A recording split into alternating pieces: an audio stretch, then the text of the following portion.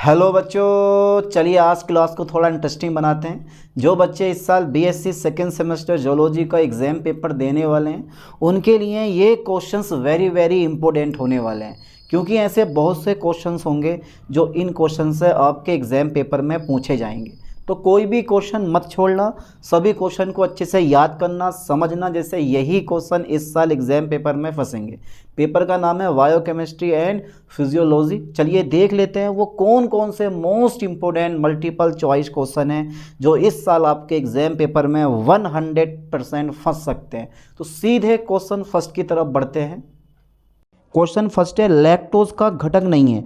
जिन बच्चों को हिंदी में पढ़ना है वो हिंदी में पढ़ो और जिन बच्चों को इंग्लिश में पढ़ना है वो इंग्लिश में पढ़ो। Which is not a component of lactose. तो आपको पता होना चाहिए डाइसैकेराइड लैक्टोज भी होता है, डाइसैकेराइड सुक्रोज भी होता है, डाइसैकेराइड माल्टोज भी होता है। तो जो ये लैक्टोज होता है इसमें फ्रक्टोज नहीं पाया जाता, समझ गए? यानी कि ये ग्लूकोज और ग्लैक्टोज के दो अणुओं से मिलकर बनता है। सुक्रोज की बात करो तो वो ग्लूकोज और फ्रक्टोज से मिलकर बनता है। अगर आप माल्टोज की बात करो तो वो ग्लूकोज के दो अणुओं से मिलकर बनता है। तो कोई भी क्वेश्चन कैसे भी करके आपसे पूछ सकता है। चलिए क्वेश्चन नंबर सेकंड की तरफ बढ़ते हैं। बहुत बहुत इंपॉर्टेंट क्वेश्चन है, मत छोड़ना कोई भी क्वेश्चन। वसा में कौन सी शर्करा होती है? Which sugar is found in fats. यानी कि वसा में कौन सी शुगर होती है? ए पे टिक लगा दो, ट्रायोज शुगर होती है, फैट, ठीक है, यानी कि फैट में। चलिए क्वेश्चन नंबर 3, राइबोज शर्करा है? Tetrose, pentose, hexose, dextrose. तो पेंटोज शर्करा होती है, राइबोज भी और डीऑक्सी राइबोज शर्करा, यानी कि डीएनए और आरएनए में जो शर्करा पाई जाती है वो पेंटोज शुगर होती है। ज़्यादा डिटेल से नहीं पढ़ा रहा हूँ, सीधे अपने ऑप्शन बाई ऑप्शन हल्का सा डिस्कशन करते हुए चलते हैं, है नी। क्वेश्चन नंबर 4 देखो, डाइसैकेराइड शर्करा नहीं है। तो बेटा ग्लैक्टोज जो होता है ना वो डाइसैकेराइड शर्करा नहीं है। मैंने आपको बता दिया सुक्रोज, लैक्टोज, माल्टोज ये सब डाइसैकेराइड्स होते हैं, और जो ग्लैक्टोज होता है ये मोनोसैकेराइड होता है। चलिए आगे बढ़ते हैं क्वेश्चन नंबर 5 पे फटाफट तेजी से। सेलुलोज है? सेलुलोज है प्रोटीन, द्वितीयक एमिनो अम्ल, पॉलीसैकेराइड और व्युत्पन्न लिपिड। क्योंकि सेलुलोज क्या होता है? एक प्राकृतिक बहुलक होता है, इसके बारे में आपको पता भी होना चाहिए। तो ये हमेशा पॉलीसैकेराइड होता है ना। अब बनता किस चीज़ से है भाई? काइटिन व्युत्पन्न होता है। क्वेश्चन नंबर 6 देखो, काइटिन व्युत्पन्न होता है। तो काइटिन व्युत्पन्न जो होता है वो हमेशा जाइलोज का व्युत्पन्न होता है, काइटिन जो होता है, यानी कि काइटिन इज डेरिवेटेड फ्रॉम, ठीक है, जाई ये यानी के, ठीक है।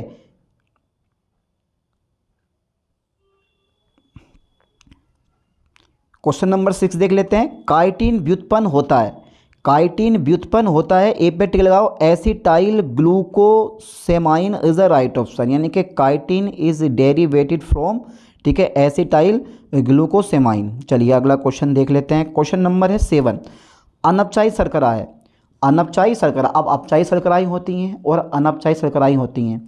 तो अपचाई शर्कराएँ कौन कौन सी होती हैं ये भी आपको पता है कि सुक्रोज को छोड़कर सभी शर्कराएँ जो होती हैं ना वो अपचाई शर्कराएँ होती हैं। केवल सुक्रोज ही क्या होता है? एक अनपचाई शर्करा होती है। तो 7 का डी पे आप टिक लगा दो, बेझिझक। क्वेश्चन नंबर 8 देखो, एमाइलोज में होता है। ये वेरी वेरी इंपॉर्टेंट क्वेश्चन है, आप देख लेना। ये क्वेश्चन आपके एग्जाम पेपर में रखा हुआ मिलेगा, आंधी टले तूफान टले पर ये क्वेश्चन ना टले। ए पे टिक लगा दो, अल्फा ग्लूकोज, एमाइलोज में होता है अल्फा ग्लूकोज, याद कर लो ठीक से।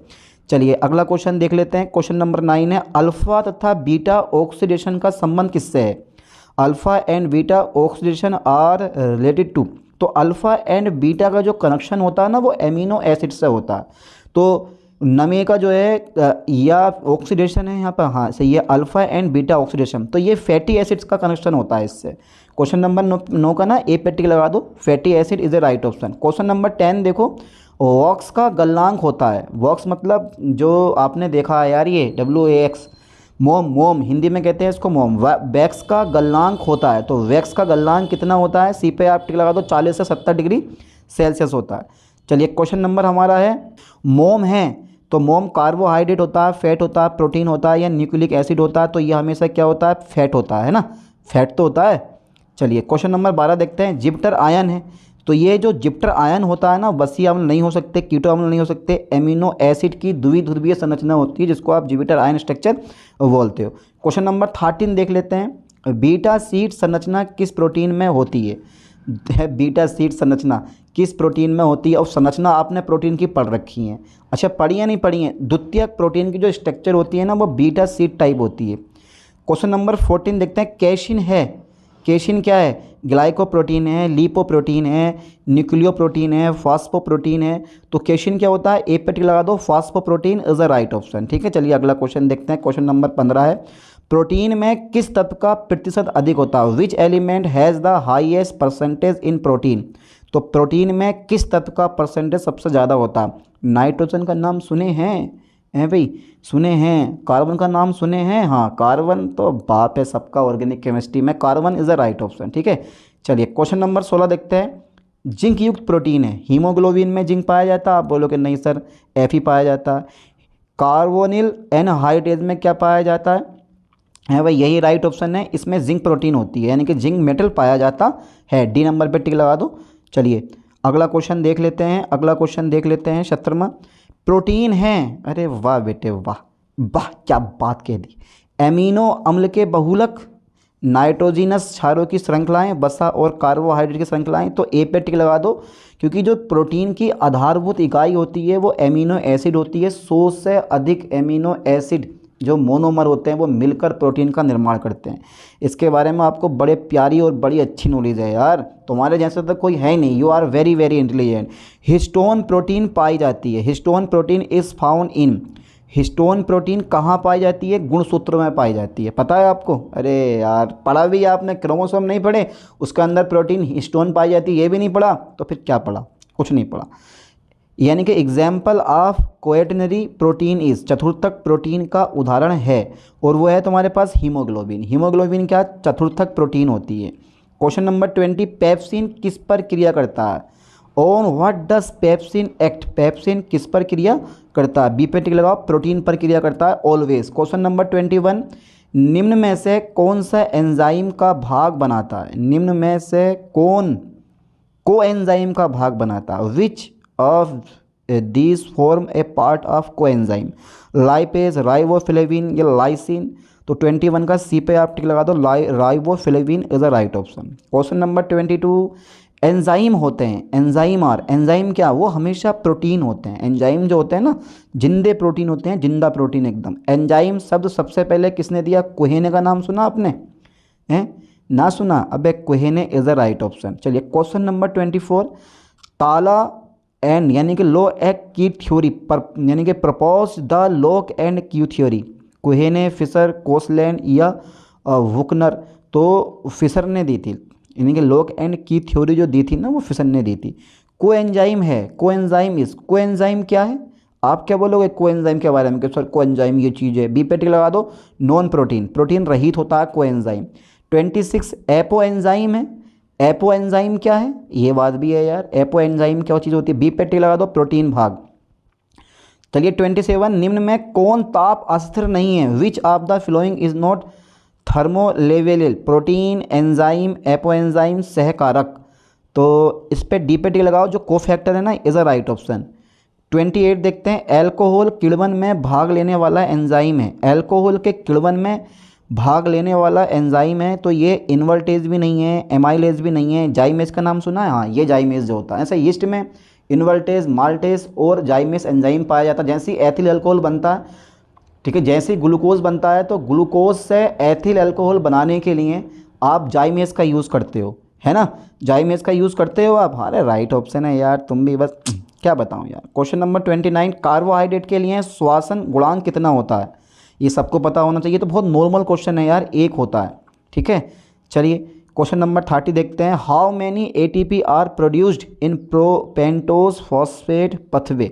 यानी कि पीपीपी, पेंटोस फॉस्फेट पथवे, इसकी फुल फॉर्म होती है। चक्र में कितने एटीपी निर्मित होते हैं? तो वो होते हैं हमेशा 36 एटीपी निर्मित होते हैं। 36 के 36 गुण मिलना। किस चक्र द्वारा 6 कार्बन शर्करा 5 में बदलती है? किस चक्र द्वारा 6 कार्बन श्रृंखला 5 सी में बदलती है? तो पीपीपी, पीपीपी जब ऊपर आया है तो इसका भी राइट ऑप्शन पीपीपी होगा। क्वेश्चन नंबर 32, किण्वन का अंतिम उत्पाद होता है कार्बन डाइऑक्साइड और ethyl alcohol, CO2 and ethyl alcohol. ये जो होता है ना वो अंतिम प्रोडक्ट होता है। क्वेश्चन 30 पढ़ो, एक NADH2 से निर्मित ATP निर्मित हैं, एक NADH2 से कितने ATP निर्मित होते हैं? How many ATP are produced from one NADH2? तो 33 का राइट ऑप्शन सी पे टिक लगा दो, 3। ओके, चलिए क्वेश्चन नंबर 34 देखते हैं। ETS कहाँ पाया जाता है? वेयर इज़ ETS यानी कि इलेक्ट्रॉन ट्रांसपोर्ट सिस्टम, ETS की फुल फॉर्म है, कहाँ पर पाया जाता है? वो पाया जाता माइटोकॉन्ड्रिया यानी कि माइटोकॉन्ड्रिया की आंतरिक झिल्ली यानी कि इनर मेम्ब्रेन ऑफ माइटोकॉन्ड्रिया। जितना अच्छा इंग्लिश में पढ़ना होता है ना, ठीक है, बहुत यानी कि इंग्लिश में अच्छा लगता है हिंदी के अकॉर्डिंग, हिंदी में ऐसे लगता है जैसे पता नहीं कितने डिफिकल्ट शब्द आ गए हैं। क्वेश्चन नंबर 35 देखो, ATP बनते हैं, adenosine triphosphate are formed in, कहाँ पर बनते हैं भाई? जल्दी बताओ। ए पे टिक लगा दो, माइटोकॉन्ड्रिया में। ओके, अरे यार पावर हाउस होता है ना, तो ये ATP जो यानी कि जो ऊर्जा होती है वो AT के रूप में माइटोकॉन्ड्रिया में संचित होती है ना। तो बड़े सिंपल क्वेश्चन आपके एग्जाम पेपर में रखे हुए मिलेंगे, बस आपको सोच सोच के, जो क्वेश्चन नहीं पढ़ा हुआ है ना, बड़ा सोच के आंसर टिक लगाना है। और देखो बहुत सी यूनिवर्सिटी का एग्ज़ाम पेपर आने वाला, मेरा एक पॉइंट पे बस ध्यान देना बढ़िया करके, जो ऑप्शन तुम्हें सबसे बड़ा दिखाई दे टिक लगा देना अगर आपको नहीं आ रहा है तो। जैसे आपने क्वेश्चन पढ़ा और उस क्वेश्चन का ऑप्शन जो सबसे बड़ा दिखाई दे और टिक लगा देना, वही राइट ऑप्शन होता है हमेशा, ध्यान देना इस चीज़ पे।